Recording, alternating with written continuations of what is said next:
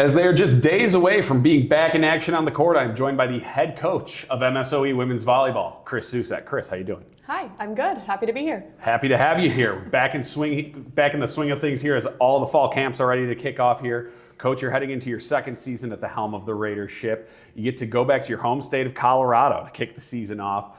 Talk to me about what that means to you, being able to go back home and kick the season off, and also what the goals are like heading into year two, battling it out in the NAC.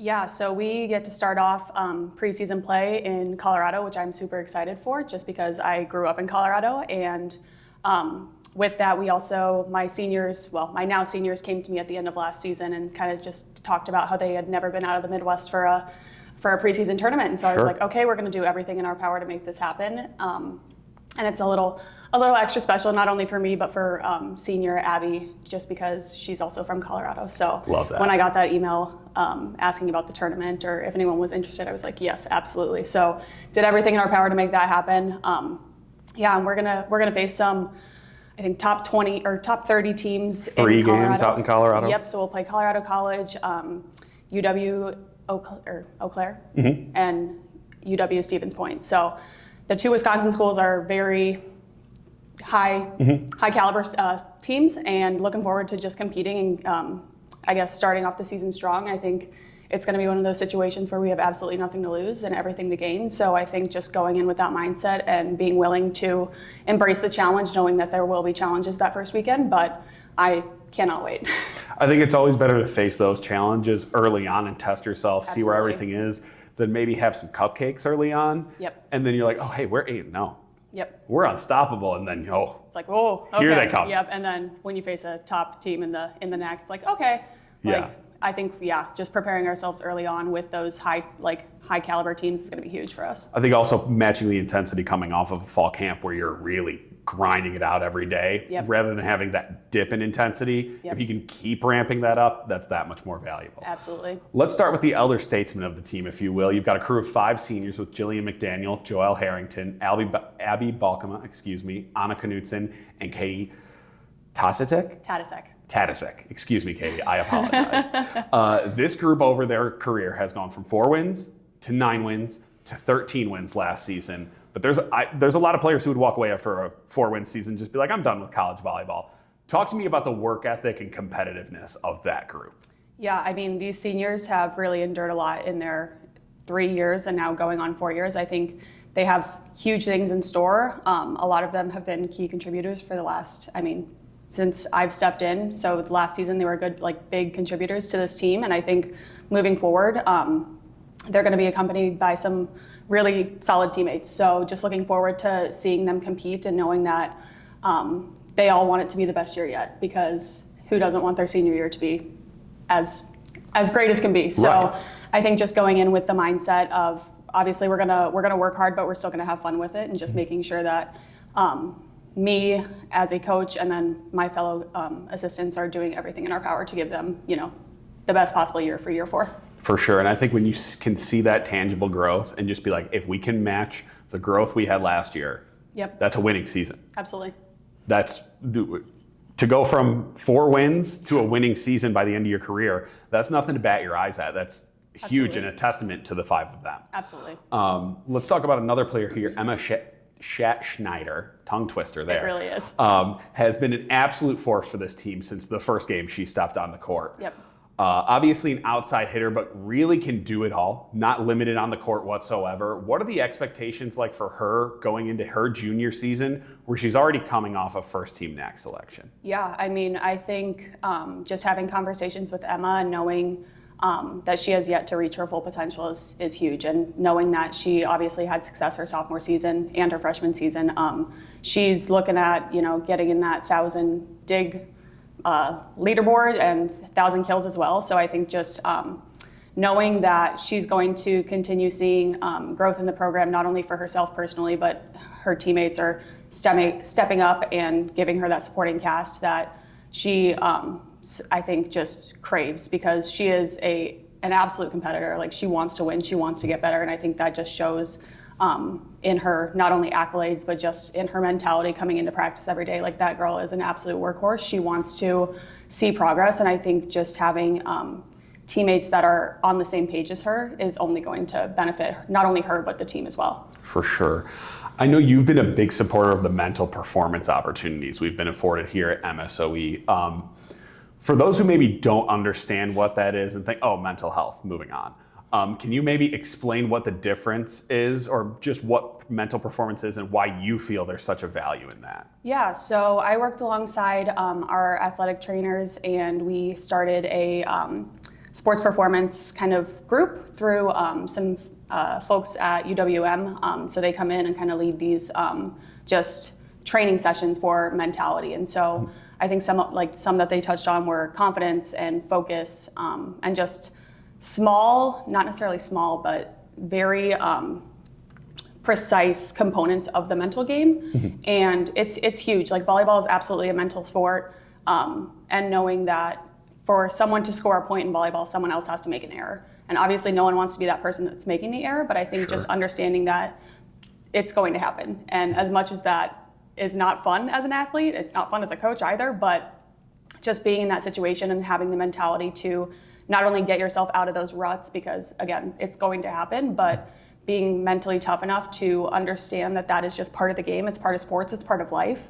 And so we've done a lot. We're going to do even more this season in terms of like mentality training, just because it is so big. And I think when I stepped into this role, I definitely understood that confidence was something that I don't want to say was completely lacking on this team, but they just, not having successful seasons, they weren't as confident in themselves as I wanted them to be. Sure. And I think that's something that we're going to continue working on throughout this season, throughout as long as I'm here, whatever team I'm coaching, like, we're going to be working on that, just because again, it's absolutely vital in terms of having success as a team, because if you're mentally weak, some member of a team is going to kind of push you, and if you can't push back, or if you can't at least like stand your ground, like, you're not going to be in the place that you want to be in. So we do a ton of mental training, and just, again, I think it's so much more than just mental health, and that is obviously a subject that's near and dear to my heart. But it's also just having the fortitude, the mental toughness to get yourself out of situations that aren't necessarily benefiting you in a positive way. For sure. And I think it's an understandable position they were in to have the low confidence. Absolutely. But I think it's also very easy to get caught up in the results and not the process. And I think that's where a lot of that comes from. For sure.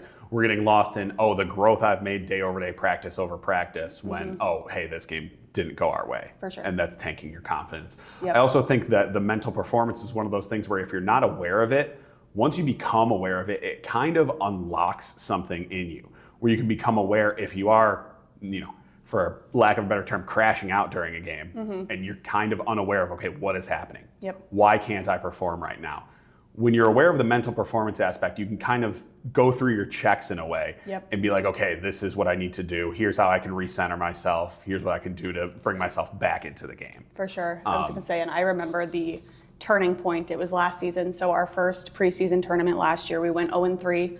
Not our best showing, but I don't think this team necessarily understood how good they could be. And so when we got the second weekend, we got our first 2 wins of the season, and you just saw this like switch flip in their heads, and it's like, oh my gosh, we are capable of accomplishing our goals and doing good things. And I think we just needed that one win to be like, okay, like, we are capable, we have put in the work, like, why should we not be able to pull off what other teams are able to pull off? So yeah, I'm excited to see just how we can continue kind of unlocking those different like checkpoints throughout the season. That's awesome. I think that's a fitting transition into the next question. And one thing I noticed in my limited time watching your games last year, because I don't cover volleyball, but I like to catch it when I can, is you deploy tons of different lineups. You were not scared of mixing up and putting different players in maybe positions they weren't used to in previous seasons.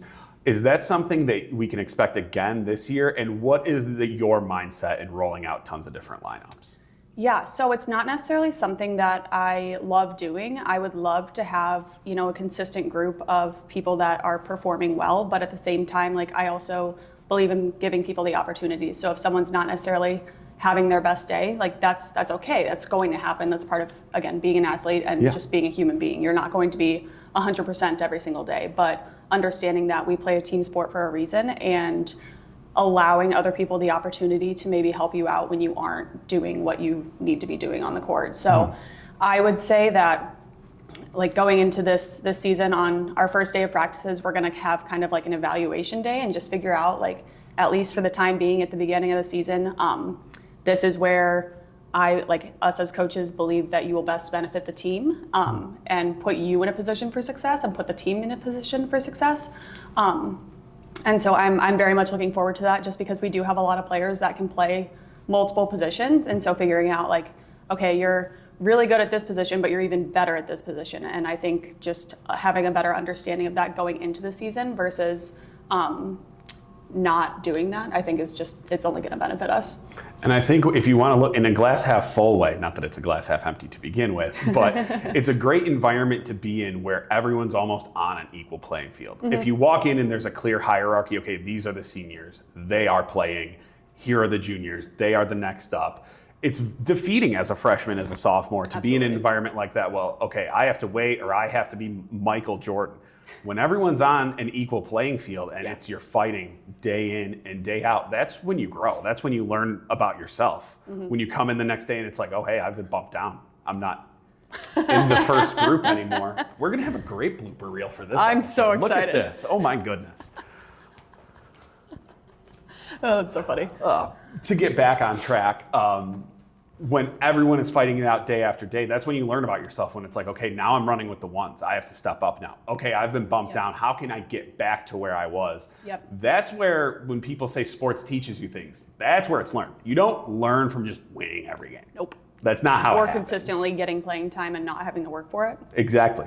Exactly, 100%. Yeah, so I definitely believe in earning your position, and I think something that I had recently posted on Instagram was just like winning every day. So how can we come in and try and get better each day so that at the end of the season we can look back and be like, holy cow, like this is where we started, this is where we finished. And I think just having that mindset of like, I don't expect everyone to make massive strides every day. That's very unrealistic. I think I would get very burnt out as a coach if that was my expectation. But understanding that we can still come in, we can have small wins, and those are something to be celebrated, not necessarily something that should just be kind of glossed over. So I'm excited to see people step up in different roles for sure.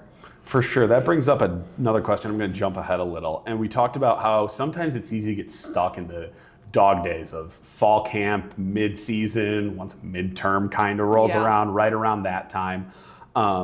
Practice and being in sport, it can sometimes lose a little bit of the joy. And it can become an obligation. Okay, I have to go to practice. I have to go to the game. I have to watch film. I have to do this. And I know I was guilty of that. I really got caught up, and that probably derailed me at some times. But when I look back, 80% of my fond memories are at practice, at yoga, at some sort of team activity that I probably wasn't super gung-ho about going to at the beginning.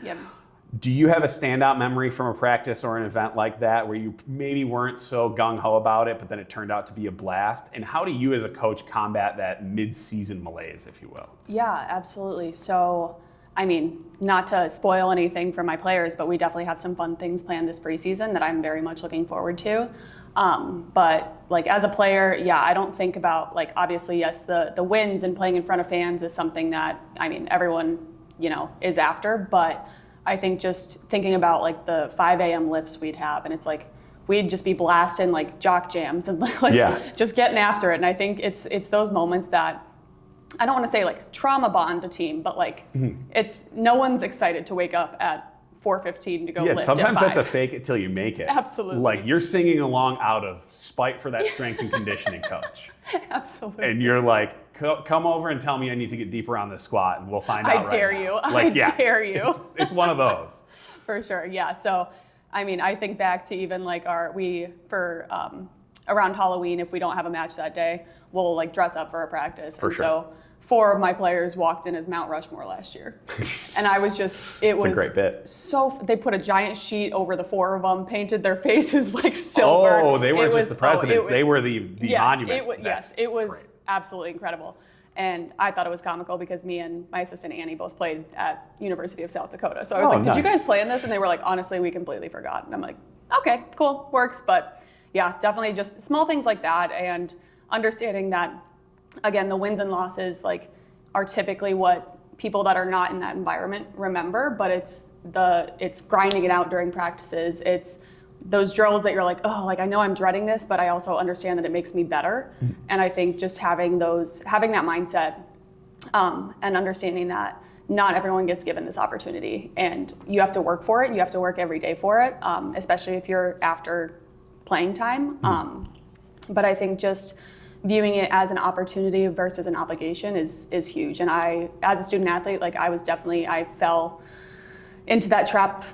I want to say like my first 2 years, it was like, like this is a full-time job. I'm viewing it as such. But then once I like just kind of opened my eyes, and it's like not everyone gets to play college volleyball. Like especially when you get to, higher levels, I think it's so important to realize that it's an opportunity. You worked for it. It was not given. And so having that mindset of walking in the gym each day and being thankful for the opportunity to be there versus like, oh, I have to go to practice. It's like, no, you get to go to practice. Yeah. Because I guarantee a lot of people would do a lot of things to be in your position right now. So 100%. Going back to that competitive edge that we have going in fall camp right now, who is on the cusp of reaching that next level, if you will? There's always players every year who you're like, oh, I didn't expect to see that from them. And they come out and they're in the rotation, they're playing every single game. Who is right there that maybe didn't see a ton of time last year, or is maybe new to the team, that we can expect some maybe big things from? This is such a tough question for me because in my mind, like no one on this team has reached their full potential. And we had a few coming back from injuries, or like will be coming back this fall from surgeries, things like that. And I think just truthfully, like this entire team, like we're on the cusp of something great as a unit. I don't think there's any one person that's like, not that I'm not excited for individual performances, but I'm also just so excited to see how this team continues to build together. And I mean, we have our first team meeting tomorrow. And I think just knowing that everyone in this program is incredibly bought in, and they want to get better and they want to be successful. And I think they're willing to do what it takes to be in that position. Like I have very lofty goals for this season, and I'll be the first to admit it, but that's not to say that they're completely far-fetched. I think this team is very capable of accomplishing great things, and I think that there's no one person on this team that, again, has reached what they're capable of doing on the court. So I'm excited for our freshman class. They're going to do great things as Raiders. We have 6 incoming, and just seeing how they've progressed. Some of them I've been talking to for 2-3 years, and well, not 2-3 years, but have been following them for a while, just having been an assistant here. And I think just seeing how they've progressed, and then knowing, not to toot my own horn, but knowing what I'm capable of in terms of bringing out that next level in athletes, I'm very excited to see what our freshman class accomplishes. Love hearing that. All right, before I get you out of here, I want to pay tribute to the people who take care of us. And that stems from my head coach back at Winona State. Always had the motto of we take care of those who take care of us. And we applied that to everything.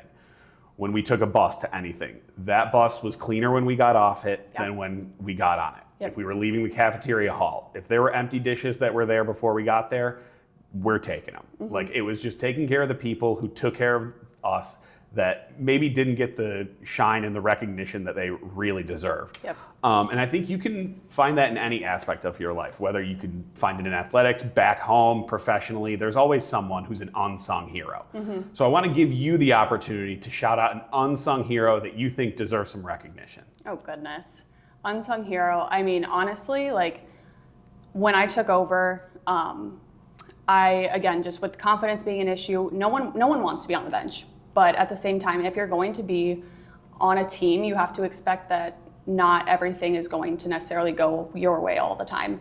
And I think just overall, our bench energy improved drastically. Like our games were just so much more fun going from assistant to head coach because our bench was like providing energy. And we read The Energy Bus last preseason. We're reading a different book by John Gordon this coming season, but it talks about how tangible energy is. So if you're not actively adding to the energy, you're subtracting from it. And I think with our bench, like to highlight a few, Abby did a great job this last year. She brought so much energy every time people were coming off the court. She was high-fiving them. And then people are just more apt to cheer for you than when you go in the game. And she got her opportunities, and people would lose their minds. Like we started cheering like specific things for each player, which again was just a blast. Nina De La Cruz, she is another one. She's just an absolute culture kid, and she does her best to cheer on all of her teammates and doesn't necessarily, she's one of those that works tirelessly. Like she comes in every day and she just busts her butt. And I think just knowing that, again, if she continues on that trend, like good things are going to happen, but knowing that she's not necessarily where she wants to be right now, but she's putting herself in a position, because when I'm looking down the bench, I'm not putting in the players that are sitting there low energy, arms crossed, like not cheering on their teammates, because if you can't cheer them on, what motivation would they have to cheer you on, kind of a thing? Like, why would I want to reward bad behavior for? Yeah. I mean, if you can't cheer on your friend, why would I trust you to even go out there and perform with energy? Exactly. If you can't support that? And so we have so many girls like that have really not necessarily accepted where they're at, but are okay with not necessarily being in the position that they hope to get to one day. And I think just having that extra motivation, it's going to help them not only in sport, but in life as well. For sure. And unfortunately, we are speaking like a couple true old heads. Yeah, it's okay. Which is unfortunate. But Coach, I want to thank you for taking the time to join me and sitting down with us. Wishing you and the whole team the best of luck this season. Thank you so much for having me. Awesome.